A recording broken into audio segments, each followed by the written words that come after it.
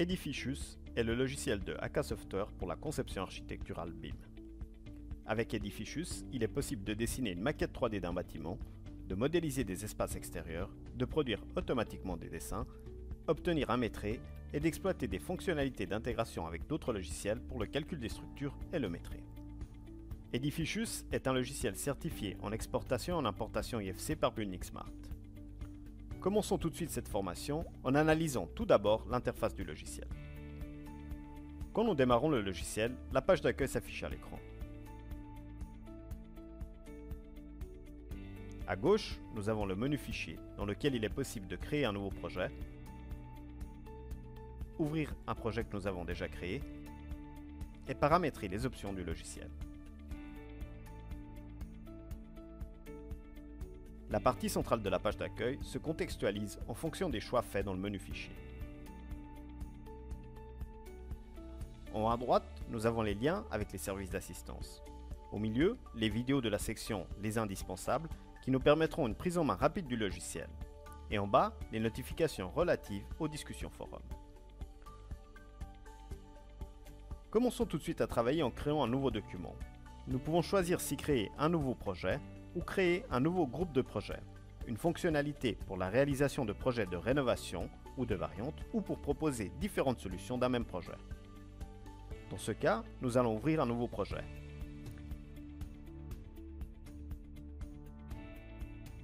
La fenêtre qui s'affiche à l'écran est celle relative au niveau rez-de-chaussée.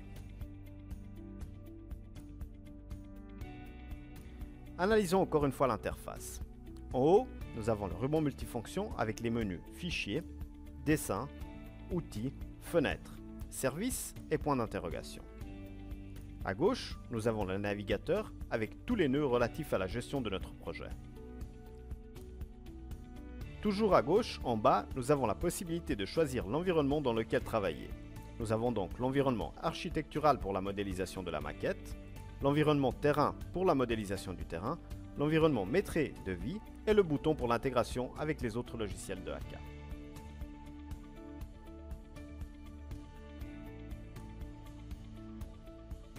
Sur la droite, nous avons la boîte à outils des propriétés qui se contextualisera en fonction des objets que nous sélectionnerons. Encore, toujours à droite, nous avons les onglets Copier, Arrière-plan, Filtre sélection et Outils Gantt. Commençons à dessiner sur le niveau rez-de-chaussée. Dans le menu Dessin, nous avons tous les objets. Celui-ci est séparé en plusieurs sections. Nous avons la section architecturale dans laquelle nous avons tous les objets paramétriques, y compris les dessins, plans, coupes, élévations, etc. La section graphique 2D qui nous permet de saisir des objets tels que les lignes ou les polylignes, ou des éléments qui nous permettent d'avoir une référence pour le dessin, comme les grilles magnétiques, les dessins d'XF, des WG, les images raster, et ainsi de suite. Nous avons la possibilité d'accéder à un éditeur des grilles magnétiques 3D et au gestionnaire des niveaux. Pour saisir un objet, il est suffisant de le sélectionner dans le menu. Dans ce cas, nous commencerons par les enveloppes. La saisie d'une enveloppe se concrétise en deux clics. Le premier définit le point initial et le deuxième le point final. Avec le premier clic, nous allons donc identifier le point d'origine. Une fois le point d'origine défini, nous pouvons faire pivoter l'objet et choisir l'alignement de l'enveloppe avec les touches F5 et F6.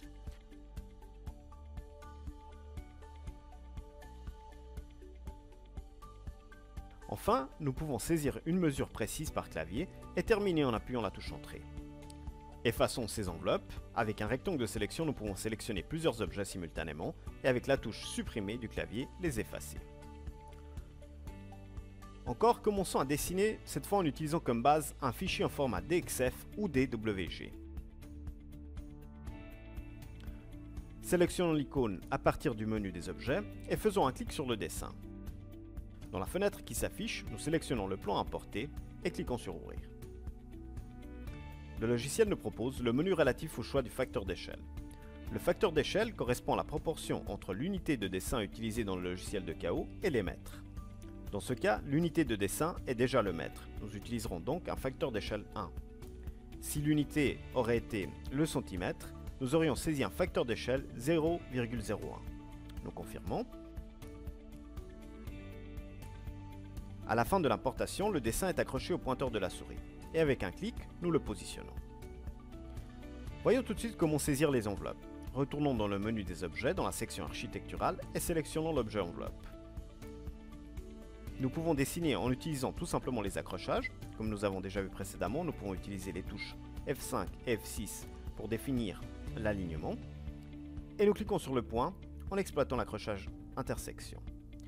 Ou encore, nous pouvons utiliser des accélérateurs, comme la baguette magique DXF DWG, qui nous permettra, en traçant une ligne transversale au mur qui coupe les deux lignes du dessin DXF DWG, de faire reconnaître directement au logiciel l'épaisseur du mur. Le sens de traçage de cette ligne définit également l'alignement du mur. Terminons rapidement la saisie des enveloppes.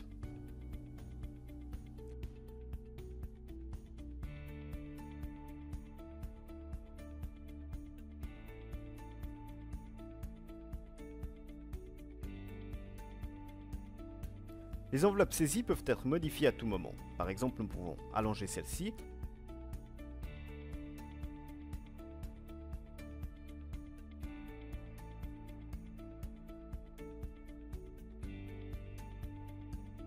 ou encore les sélectionner pour en modifier les propriétés.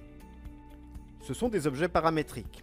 Analysons donc les caractéristiques de ces objets en commençant par les enveloppes naturellement. Nous avons la possibilité de choisir la composition du mur. En appuyant sur le premier bouton, nous accédons à l'éditeur qui permet de modifier les couches des murs. En appuyant sur le bouton avec les trois petits points, nous accédons à la bibliothèque d'objets BIM.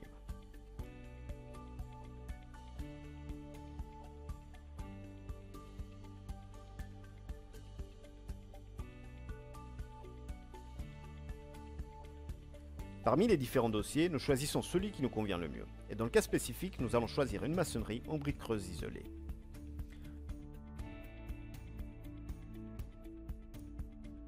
Sélectionnons notre stratigraphie et cliquons sur Appliquer, ce qui nous permettra de l'affecter au mur. Voyons maintenant une autre façon de dessiner, une autre façon d'obtenir une référence pour notre dessin, c'est-à-dire l'utilisation des grilles magnétiques. Nous avons des grilles magnétiques rectangulaires, radiales, rectangulaires doubles et triangulaires. Le fonctionnement est similaire. On sélectionne l'objet, on clique sur le dessin pour obtenir la fenêtre de paramétrage des lignes et des colonnes. Il est possible de saisir directement les mesures. Nous aurons donc une colonne de 5 mètres et quelques lignes. Par exemple, une de 3,90 m, une de 1,50 m et enfin une de 5,50 m.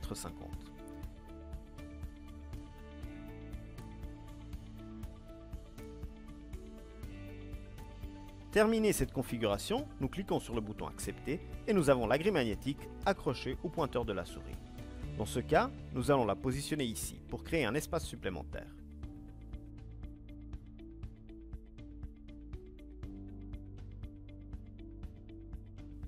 Nous pouvons par exemple sélectionner ces enveloppes et comme nous avons vu précédemment avec la touche F5 du clavier, en modifier l'alignement.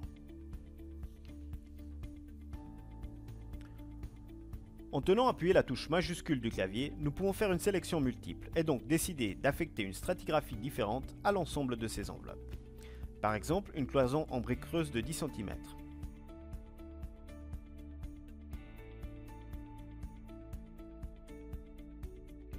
Confirmons avec Accepter et nous pouvons marquer que le côté du mur qui reste fixe est celui le long duquel nous avons choisi l'alignement.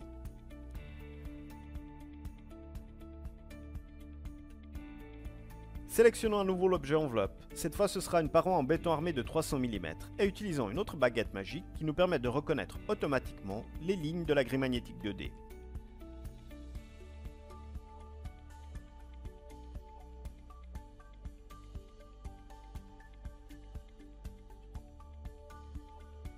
Il est suffisant de sélectionner la grille magnétique, choisir à l'intérieur de cette fenêtre qui s'affiche l'alignement qui nous convient le mieux, par exemple celui sur l'axe, et saisir rapidement aussi ces autres enveloppes.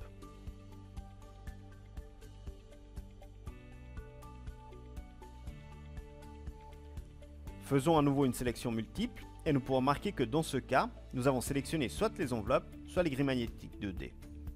A l'aide de ce filtre entité, je peux choisir les entités que je souhaite sélectionner, dans ce cas les enveloppes, car pour celle-ci, je préfère une composition de murs différente qui est celle que nous avons déjà utilisée précédemment, c'est-à-dire la cloison en briques creuses d'épaisseur 10 cm.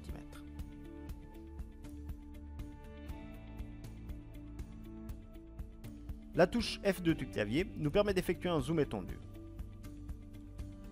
Concentrons-nous maintenant sur des caractéristiques des enveloppes que nous n'avons pas pu voir jusqu'à présent, mais que nous analyserons en dessinant des enveloppes séparément.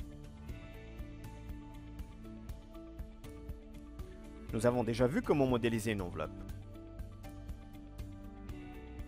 En la sélectionnant, nous pouvons voir que dans la boîte à outils des propriétés, il est possible de choisir si l'épaisseur du mur est constante ou variable.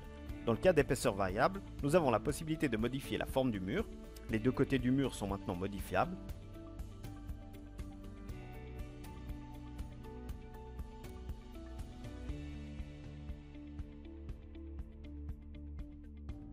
On peut par exemple saisir un point intermédiaire.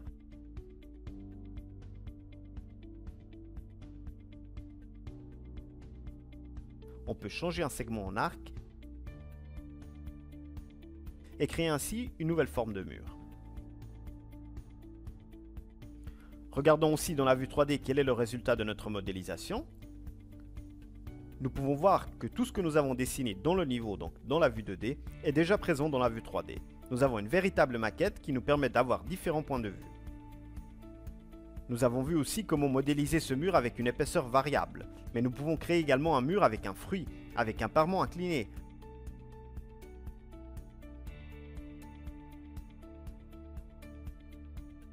Ou encore en modifier l'alignement, toujours avec les touches F5 et F6 ou directement à partir de cette fenêtre dans la boîte à outils des propriétés.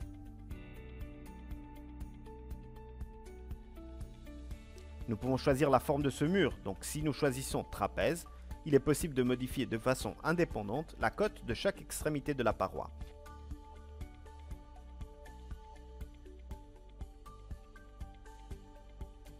Modifier la longueur du mur directement à partir de la boîte à outils des propriétés. Modifier la hauteur du mur, la cote, tout ce qui concerne la gestion des niveaux.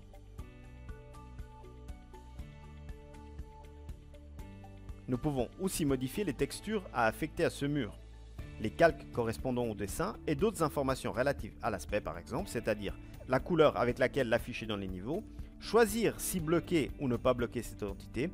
Bloquer une entité signifie qu'il ne sera plus possible de sélectionner l'entité à moins que nous n'activions dans le menu sélection l'option sélectionner les entités bloquées. Ensuite, nous avons la section relative à l'IFC. Ici, nous pouvons ajouter des informations. Ce sont les propriétés générales telles que nom, description, tag, etc. Nous pouvons choisir les propriétés à ajouter en cliquant sur le bouton avec les trois petits points. Nous avons l'éditeur avec toutes les propriétés. Nous pouvons exploiter celles proposées par défaut ou ajouter un nouveau groupe et ajouter une nouvelle propriété. Ajoutons un nouveau groupe que nous appellerons mon groupe et à celui-ci nous ajoutons plusieurs propriétés pour chacune desquelles il sera possible de définir quelle variable utiliser.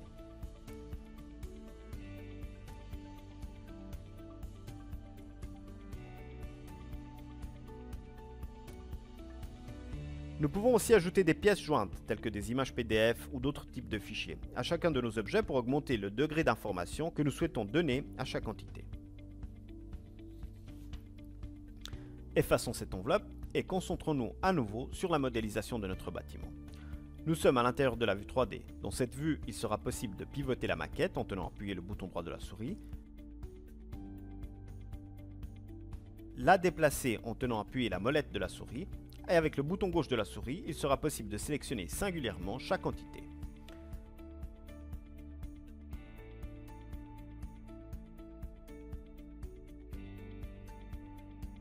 Déplaçons-nous à nouveau sur le niveau rez-de-chaussée en appuyant la touche F2 pour obtenir un zoom étendu.